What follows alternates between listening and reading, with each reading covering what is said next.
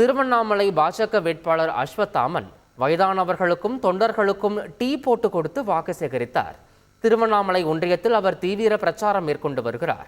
கடுமையான கோடை வெயில் தாக்கத்திலும் மக்களை சந்தித்து வாக்கு சேகரித்து வருகிறார். பிரச்சாரத்தின் நடுவே ஒரு டீ கடையில் தனது கைகளாலேயே பாஜக தொண்டர்களுக்கும் முதியோர்களுக்கும் டீ போட்டு கொடுத்தார். அவர்களுடன் அமர்ந்து ரசித்து ருசித்து டீயை அருந்தினார்.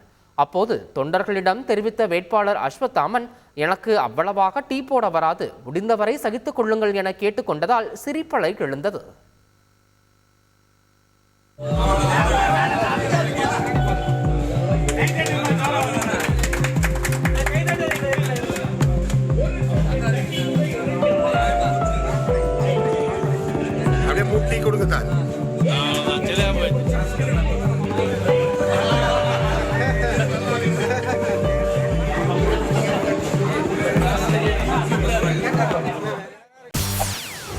செய்திகளை உடனுக்குடன் தெரிந்து கொள்ள உடனே சப்ஸ்கிரைப் பண்ணுங்க.